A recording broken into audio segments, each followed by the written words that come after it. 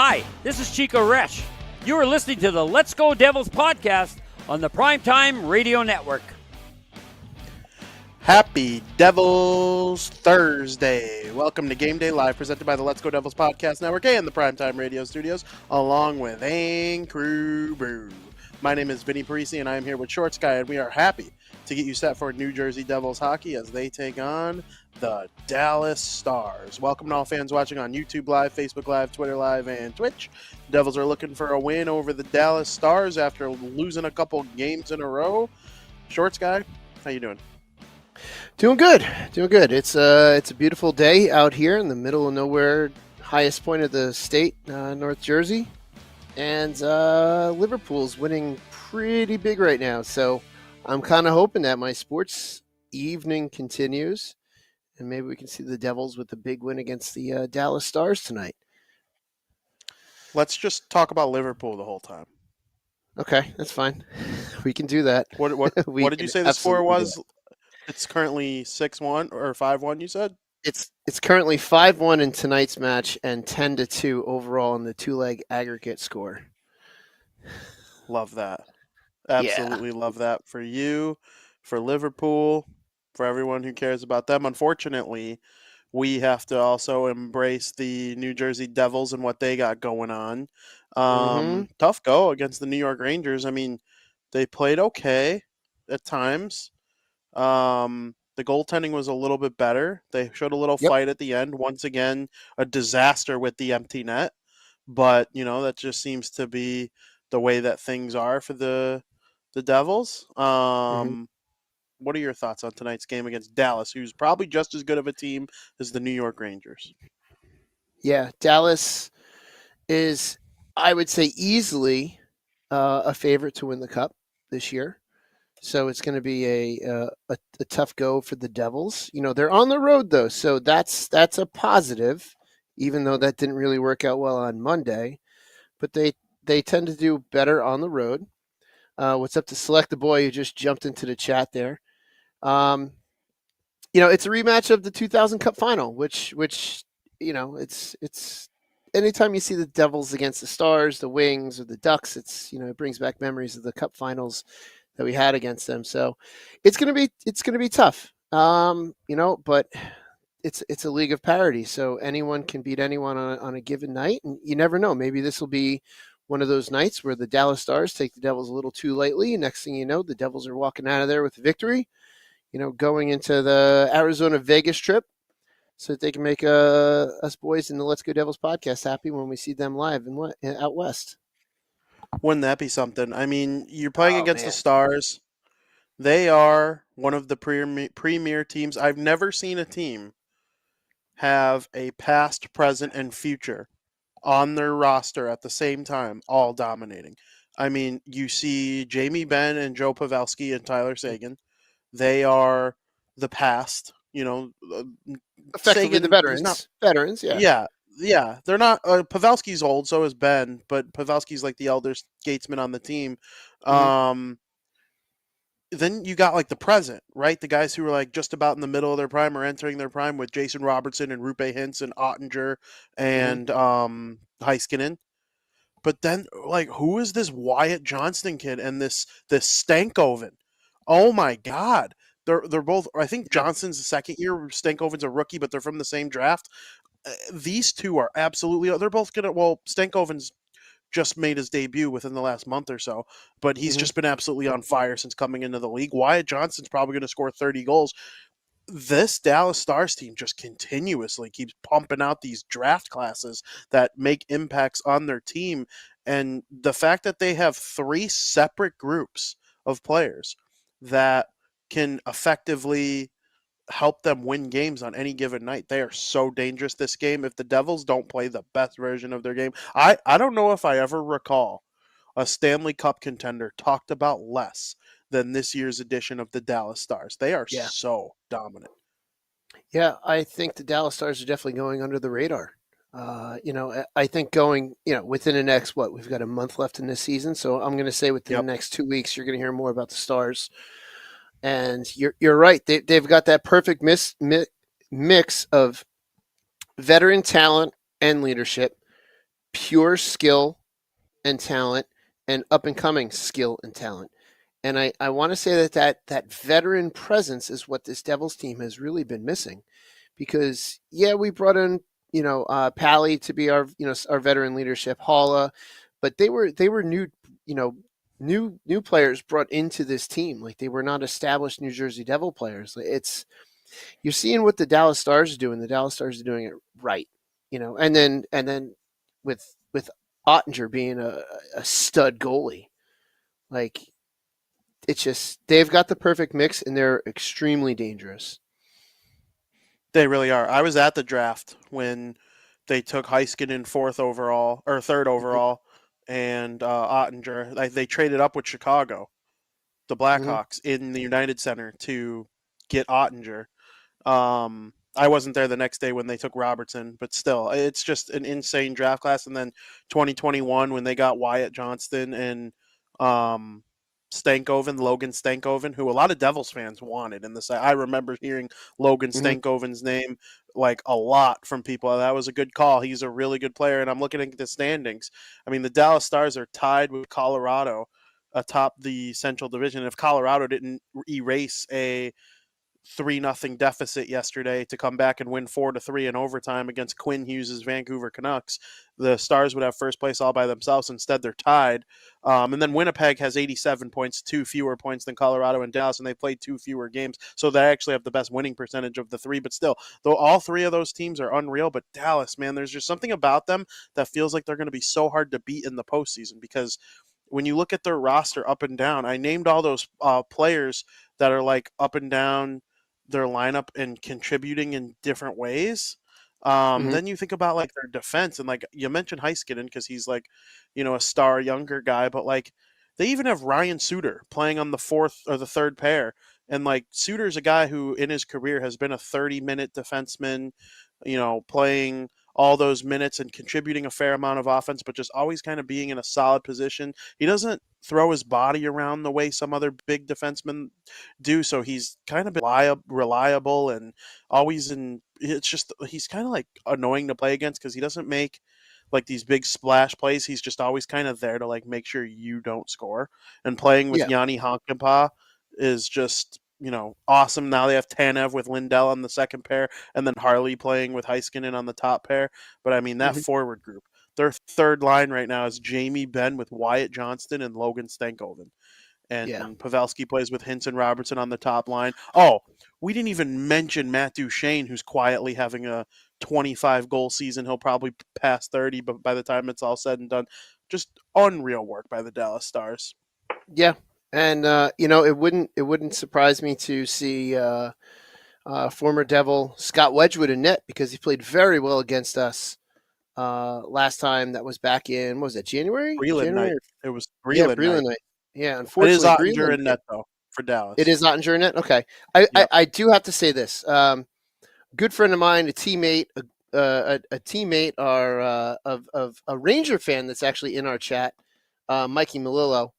Uh, One of our teammates, Brownie, is good friends with Wedgwood, and always sees him when the Stars come to town. And Wedgwood has gotten little Wedgwood jerseys for Brownie's little guy. So I got to say, Scott Wedgwood is a good guy. So I wanted to give a shout out to that, because he is a former Devil, and I know he beat us last time, but you got to appreciate a good human being. That's what Scott Wedgwood is. So I just had to say that. It's a pretty neat little connection there, and Sure is. maybe we'll get Scott Wedgwood to fill in for me if I'm ever not able to play for my team. That's incredible. I mean, he sounds like a good dude. I liked when he was on the Devils. He did So did it. I. He wasn't out like he needed time to develop, and I get bad vibes when I see Scott Wedgwood playing well with the Dallas Stars. I Mhm. think to myself, this is going to be Schmid or Dawes if they let them go eventually. Like they're going to move on and play well elsewhere because another team will let them develop and whatnot. Like Mhm. I really hope they don't make that mistake with both of them. If it Mhm. happens to one of Schmid or Dawes and the other stays and continues to develop, that I'll be fine with that. And like I'm Mhm. all for signing a stopgap over the summer so you can like keep winning with the core that you've built while those guys continue to develop. But in the meantime, Wedgwood should be proof that like don't give up on Schmid. Don't give up on Dawes. It takes a minute for goaltenders. They're not forwards. There's no goalie version of Connor Bedard who at 18 years old could just step onto the ice and make an Mm-hmm. impact for his team. That just really doesn't exist. So Yeah. good for Wedgwood though. I'm excited to see the Devils play against them. Yeah, Well, absolutely. And his team. his team, yeah. And speaking of Devils goaltender, we're going to see the Devils debut of Jake Allen tonight in net. So it's we'll get to see yet another goalie. I feel like I was talking to a coworker the other day, maybe been yesterday. I feel like the Devils have gone through 12 goaltenders in the last 3 seasons easily, and here's yet another one. And again, in all these Devils goaltenders, I'm always going to point out that none of them have been me yet, so I'm still waiting for my call. However, hopefully Jake Allen, he's saying all the right things. I know the Devils really weren't on his radar prior to coming here. He kind of explained himself, saying that the Devils looked like they had their goaltending situation figured out. But according to what he said in his interviews the other day, when he saw that there was an opportunity to come here, he waived his no trade clause to hopefully do something good for this New Jersey Devils team. So that's my hope, is that he comes in and he wants to play and he wants to show something, because you look at his stats throughout his career, it's pretty darn good, until the Montreal days. But the Montreal teams that he's been backstopping have been basically a dumpster fire. So obviously his stats were not going to be that good. But he's got the skill there. It's just a matter of can he get back to that form? Because I've seen him play well this season. I want to say at the very beginning of the season, he had some really wild desperation save that I just looked at. My jaw dropped. Whoa, look at that save. So that's my hope, and that we see a good performance out of him tonight would be phenomenal. You made me do some thinking. I'm pretty sure I could name this. There were 7 goalies in 21-22. Mm-hmm. And then in 22-23 last year, you had Vanacek. Mm-hmm. And then a couple of games ago, you had Kakinen. Yep. And then tonight you had Jake Allen. I think it's 10 goalies in the last 3 seasons. 10 goalies. Yep. And which I'm not one of them. is terrible. And you're not one of them, no. I know. This is not what you want to see. I mean, that 2021 season, it was injury plagued and all kinds of stuff. But I mean, not only as a Devils fan, but as a goalie, and as a huge fan of the position, a huge supporter of the position, I just want to see some consistency in net, someone we can count on. I'm going to say that I would love a Vasilevsky skilled goalie, but I would like that Vasilevsky style consistency in net, where you got someone you can count on. It would be great. Like I said, it would be great to have a guy with that, and just to have that consistency and someone we can count on, someone that's going to backstop this team, and maybe a rotating cast of backups, because backups tend to move here and there. But I mean, the Devils came out and said, it looks like Jake Allen's going to be the 1B next year, and they're going to go for that 1A. So we'll see what they try to bring in over the summer. But for now, this is Jake Allen's, chance to say, yep, you know what, this is what I'm going to bring to you as your 1B. Maybe even push the guy to be a 1A, because when you have a 1A and a 1B, you're going to have guys pushing each other to do better, and that's really the best thing you can have.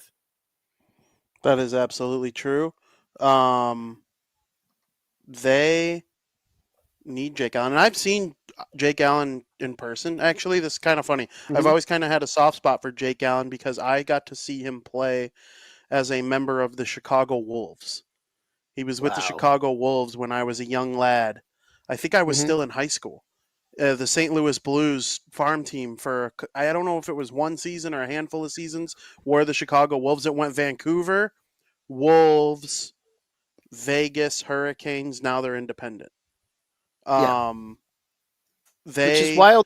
It's just wild that the Blackhawks don't have them as their affiliate, right in the same town. Yeah, it'll never not be the Rockford Ice Hogs, though. Like, when you go to an Ice Hogs game, it feels like a small Blackhawks game. It's weird. It's very weird. Okay. And Rockford's like not the best town either. Like, it's kind of a dump. It's actually like kind of a dump with like this sick AHL rink right in the center of it. It's weird. Okay. But Yeah, the Chicago Wolves have been bouncing all over the place. But yeah, I saw Jake Allen play for the Wolves for a while. Who was Eddie Lack is another Oh, Devils goalie that I've seen play for the Wolves because they were Vancouver. I'm pretty sure they might have went season over season from Eddie Lack to Jake Allen, and I saw them both play for them, and they both ended up wearing Devil sweaters along the way, which is pretty funny. But I hope he hey, plays well. I got to point out, we're going to give a woo to Mark Schwab with the super chat. Thank you so Ooh. much there, Mark. Appreciate it. And yes, we'll get you that Rangers suck shirt. I know you and I have had conversations, but I'll reach out to you. Or you reach out to me. How about this, Mark? You reach out to me because I know I'll forget with everything that's going on in my head. But yeah, thank you, Mark. Yeah, the whole Rempe thing. I guess we should probably address it at some point here, just real quickly, because I know it's been said quite often. But we'll get to that in a little bit after we're done talking about tonight. But yeah, I just had to point that out. Thank you, Mark. As always, the super chats are always appreciated. Absolutely. Well, we are kind of dwindling on time. We could ask people while we're talking about Rempe to start throwing their predictions in the chat. Shorts guy Rempe, he's a scumbag. He's a kid. He's 10 games into his NHL career.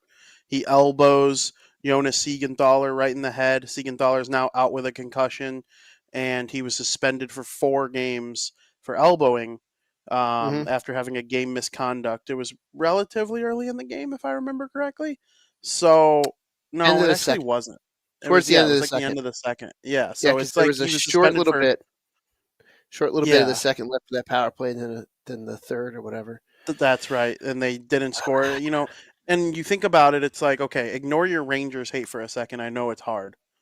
Mm-hmm. You would think someone in that organization, just from a pure hockey, like IQ or DNA or whatever it is you're looking to say, you would think that someone would be getting in this kid's ear and be like, dude, you could toe the line, but this is the second time you've given the New Jersey Devils a 5-minute major. They didn't score either time.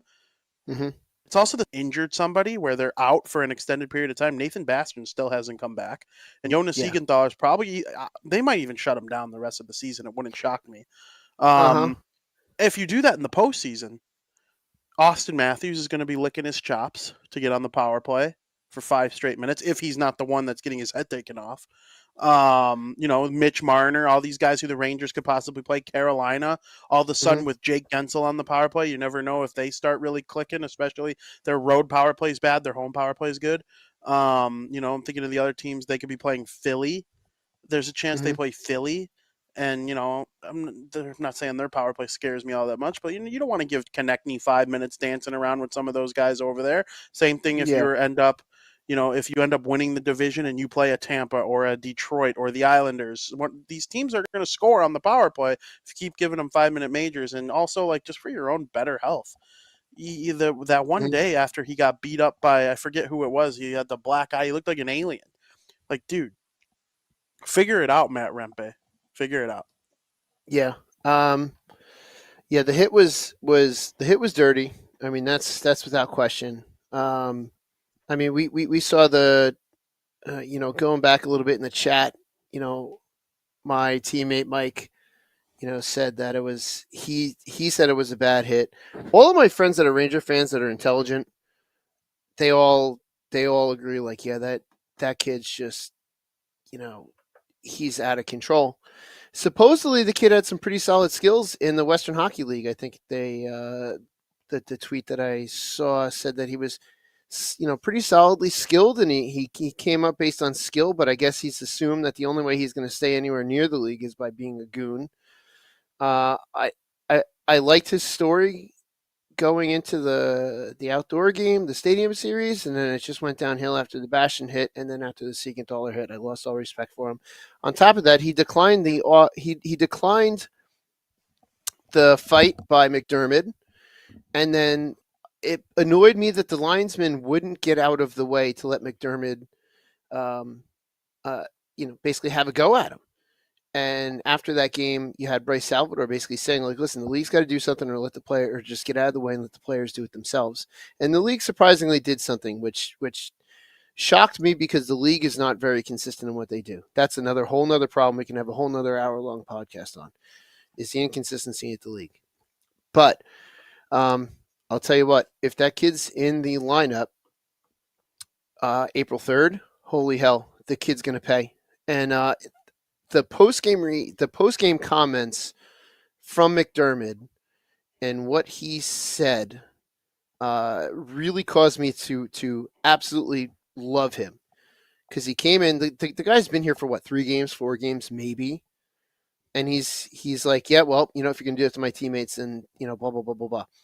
The guy's all in, and we need this type of size. And unfortunately, with the stupid things like Rempe and the league being inconsistent with what they do, you still need a guy like McDermott in your lineup, because if the league's not going to properly handle issues like this, you have to have the goon.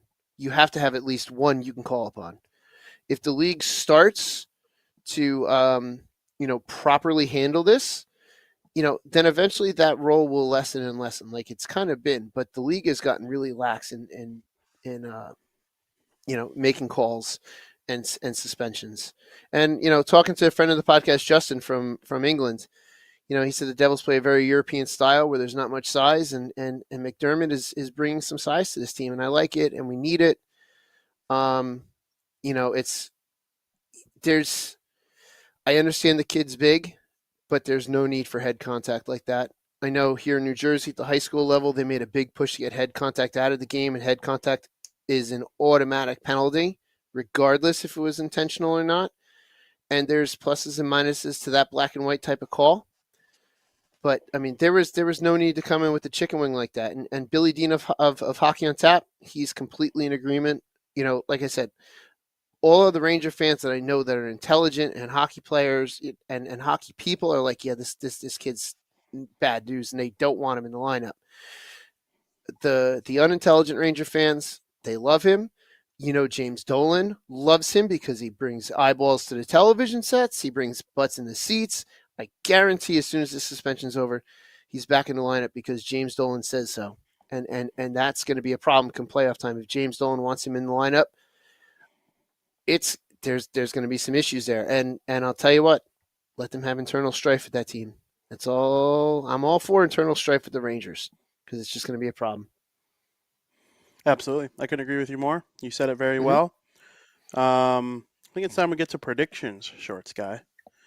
I think so too. Chat. Predictions, throw them in there. Throw them in there. Giving some predictions. Throw your predictions right now. I see a couple way back in the chat. I want to say that there was some chatter. Joe Lanham says 5-3 Devils. He hates 5-0 Devils. He hates the Stars. And I see Selecta Boy 4-3. I'm not going to read Moe's. Ramona Rice says 3-2 Devils. Do you see any more? Not true. Yeah, it looks like Morgan says 3-2 Devils. Michael says a bad thing. Wow. Sam Wu. Wow. Gave a non-Sam Wu prediction.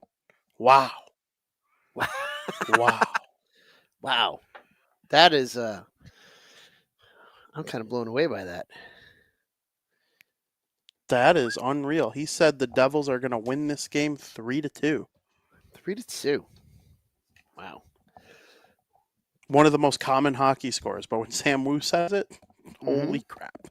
That is odd. I know. It is very odd to see Sam Wu score like that. Wow. I'm kind of taken back. Brooke Amanda says 2-1, and Jake Allen win an amazing game. Love that. Yeah. Absolutely love that. I would love to see that. Me too. Do you like this hour later start? I kind of do. It gives for me, preparing to travel tomorrow, it gives me a little bit extra time to prepare for my my trip. I got to imagine for you an hour later, it's got to be a little bit better for you. No? It's better, yeah. The East Coast game starting at 6 is not as fun. I do like the 7 o'clock. I always said the Central Time Zone has the best sports clock. Football starts at noon instead of 1, but also instead of 10, like Scotty has to have. The Super Bowl's at 5:30. The night game in the That's regular nice. season's the Super Bowl in the regular season's at 7. Um, it's a good sports clock. So tonight, yeah, I'm excited for it to start at 7. When we're done with the show today, I'll get some dinner. It won't be rushed. Nice. Yeah, it's gonna be fun. It's gonna be So very, very fun. So Shorts guy. what's your Oh, I was gonna oh, ask you. all right. So I'll go, then you go. Okay, so I'm gonna hope for a tight game tonight. I want to see Jake Allen succeed, obviously. So I want to see Jake Allen do good. I'm gonna go 2-1, just like Brooke Amanda has predicted. Very, very good. Very, very interesting score prediction. I hope you guys are right. I am going to pick for the New Jersey Devils to win 4-3. 4-3. Okay, I'll take 4-3. If they win tonight, they'll be only 6 points out of a playoff spot. I know, and Or Detroit's no. been losing. Detroit's been they'll losing. only be. Yeah, they'll be 4 points out of a playoff spot if they lose. Gosh, it's like the carrots right there, and you want it's crazy. Got to read this one because of the super chat, especially Mark Schwab with a 3-1 Devils victory. He's watching from Europe tonight. We're a worldwide podcast, Sam, or Vinny. I almost called you Sam. We're a worldwide podcast, Vinny. Here we are. You're Chicago. I'm in New Jersey. We got people watching from Europe. It's man, this is great. This is a lot of fun. It's true. A hot Jake Allen run. That's all we this need. team in. They were also saying in the interview that his veteran presence is something that really appealed to the Devils, which I think with the loss of Dougie Hamilton was a big miss this year. So it's possible. It's not out of the realm of possibility. It's going to be difficult, but it's not out of the realm of possibility. Absolutely, because I do think everybody can have like veteran leadership. If you don't bring like skill and production with it, it falls on deaf ears. It just does. Yeah. Like I could be a good leader. I know I could go in that locker room and galvanize the guys and make them cheer my name. I know for a fact I could. They'd love me in 5 minutes. But I can't score. I can't skate like the wind. It would fall on deaf ears after a game. So like Andre Palat, Eric Holla, they're great. They're good leaders. They're fine. But Dougie Hamilton, that's like a star defenseman bringing leadership. And so it's a little different. I remember one time when the Blackhawks traded for Kimmo Timonen. Like Kimmo Timonen was a nice veteran, had a really good career, but by that time, you really need that kind of. I ended up winning the cup, but it wasn't because of Kimmo Timonen's leadership. I promise. A third pair defenseman, a third line center. Sometimes leadership does need to come with like certain skill, and I do think sometimes certain level of skill does put a certain level of responsibility on your shoulder. When you're Austin Matthews and you're going to score 65, 70 goals, you're a leader on the team, whether you like it or not. Yeah. It doesn't really matter. So hopefully some of the leaders on this team that bring it on both ends, the Nico Heishers, the Jack Hugheses, Jesper Bratt, hopefully they are able to help them get it done. Hopefully Jake Allen plays well tonight too. If they beat the Stars and are 4 points out entering tomorrow morning, I won't be back in, but I'll feel good. I'll be happy. I'll feel good with any Devils victory at this point. I'll feel even better with Devils victories in Arizona and Vegas just because we'll be there. By the way, anyone that might be going out that way, scan that QR code in the lower corner or go to joinourcrew.com, sign up. We'll send an email blast about where we're going to be. And if you're going to be out there, don't be bashful about hitting us up on our socials. We'll let you know where we're going to be hanging out. We got some spaces. It'll be fun to hang out there, but I know I'm going to be thirsty out there in Arizona and Vegas, especially because it's really warm out there. And I know I'm going to have some beers. I don't know. I'm going to want a beer, but I don't know if there's going to be a particular beer available. I don't know what kind of. It's on the tip of my tongue, Vinny. What beer might I be just thinking about? Can you think of any potential beers? I'm trying to think of what you might be. Anchor Brew. Join our crew today and drink Anchor Brew, where we make winning memories together, one crew at a time. Anchor Brew. We are going to have a damn good time, Vinny, and I really wish you were coming out with us. It's going to be a lot of fun, but I know you'll be joining us virtually. It's going to be a wild time. I know having the Hockey on Tap, some of them guys there, having the whole Devils podcast, Let's Go Devils podcast there in person, it's going to be a ton of fun. Plus, I'm going to say this now, and Vinny, I'm going to tell this to you specifically, but everyone that's listening and watching, and that's going to be listening a day later or two, if you love hockey, you got to catch a game in the mullet. You have to catch a game in the mullet if you love hockey. Your time might be running out, so go do it. Mm-hmm. Go do it. Well, you could go to Arizona State, but to catch an NHL game, your time might be running out. You got to go. Go do it. Go do it. Go do it. Shorts guy, thank you for a great show. Very, very You're fun welcome. previewing New Jersey Devils versus Dallas Stars. Thank you to all fans watching on YouTube, Twitter, Facebook, X, whatever we're calling it these days. Space, my circle, my book. MySpace. Whatever you're calling it these days. Face page. We love you guys very, very much. And thank you for everything. Make sure you go to joinourcrew.com. Sign up. We'll see where Shorts Guy and crew will be at the Arizona and Vegas games. And as always, to quote the great Sam Wu, the Devils are going to win 30-0. Let's go, Devils.